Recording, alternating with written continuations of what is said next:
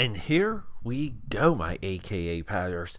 I get excited about movies sometimes, just because if they're cross-platform, just on the conversation sense, meaning I don't know where to go conversation-wise, where to really pinpoint my position, because I want to talk about it in many facets.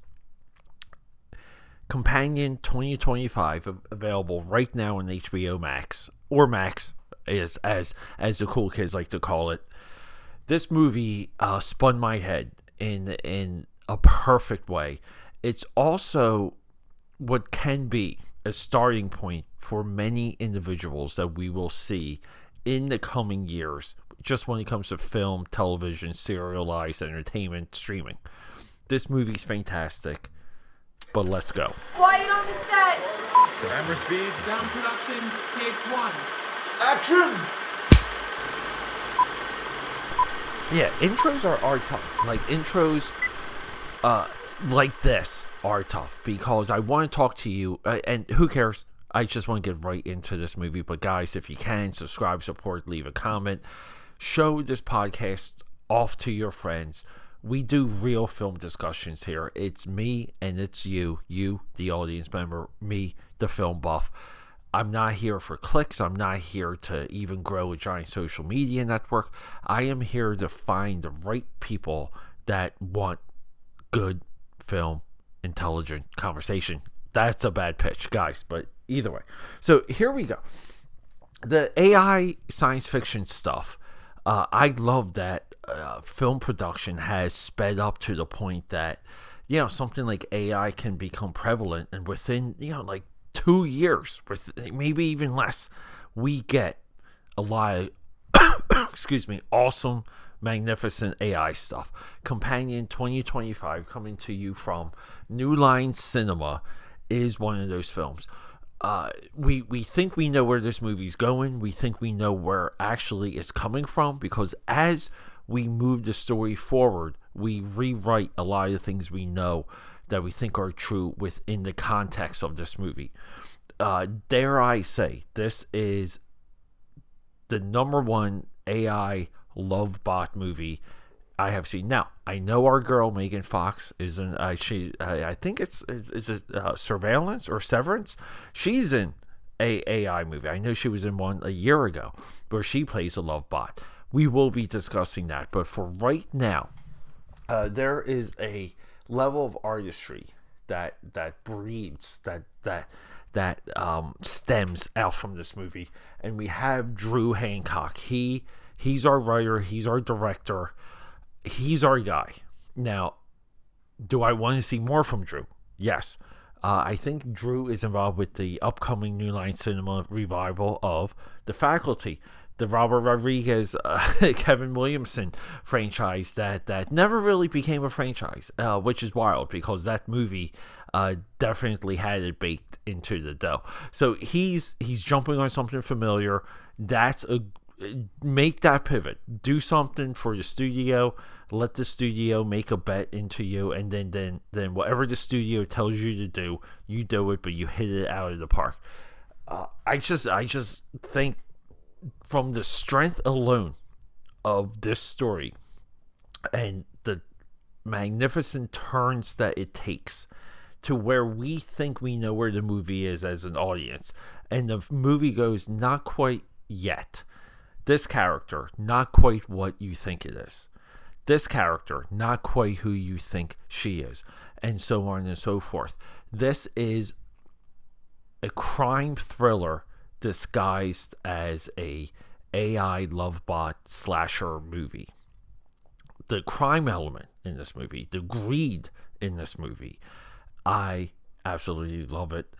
It makes this movie rewatchable. There are so many little turns in this flick that as soon as you're done with this movie, you want to put it back on. And that's where we are when it comes to being a film buff and just being a fan, being entertained. Big shout out to Jack Quaid. This is look, it's Drew Hancock's breakout year. Equally, it's Jack Quaid's, Rainey Quaid's son, Meg Ryan's son. This is his breakout year. He's got Companion, Novocaine, and Neighborhood Watch all dropping in 2025. Neighborhood Watch seems like it's a gritty, like maybe backwoods crime story. That looks fantastic. And then we have Sophie Thatcher, who is stemming off of Yellow Jackets, but herself, we liked her in Heretic, didn't like Heretic, but we liked her in it. I'm not sure if my Heretic conversation has went live yet, but just to give you guys, I know I like to go in order of my recordings. Wasn't too crazy about Heretic. I loved her. I love everyone in it. I didn't like the hook of the Heretic movie, but she's in like back-to-back horror movies that have one amazing hook. And a lot of people out there like Heretic. I just think that's a movie, if you really want to compare, that's a movie that I thought had swerves where it didn't quite need like that many swerves. It needed a hook when they got into the basement, but by that point it was like you didn't know what was what. Like everything was a illusion in Heretic. Maybe I need another viewing of it. I don't know. But yeah, Sophie Thatcher, we want to say. Now, I view her as a breakout star, but it's different when we have like a 0.0 movie. I feel this movie called Yellow Jackets with that final, right? Like I saw everything on social media. People seem to hate it. Now we talk about that a lot on this podcast where people hate things and we love it. I haven't yet experienced Yellow Jackets. Maybe I will, but we look at 0.0s for a lot of individuals, like a role that you can easily go to for someone. Some people, I think, will go to Yellow Jackets for Thatcher, but some people might go to Heretic. But I feel the larger amount of people, as the day is long, down the road will go to this movie because I view this movie as perfect. There's not one scene, one frame, one character, one moment. Yeah, that I would take out of this movie. Just like even right now, I'm on her like Wikipedia. It's amazing. She has the range that she has, and she's only 24. Jack Quaid turned heads with Novocaine. I feel this movie and Novocaine will be his breakout movies. I think he will become the next Hollywood it guy. I think he has one amazing range. I don't know how old he is. Do I even care? He's older. He's 32.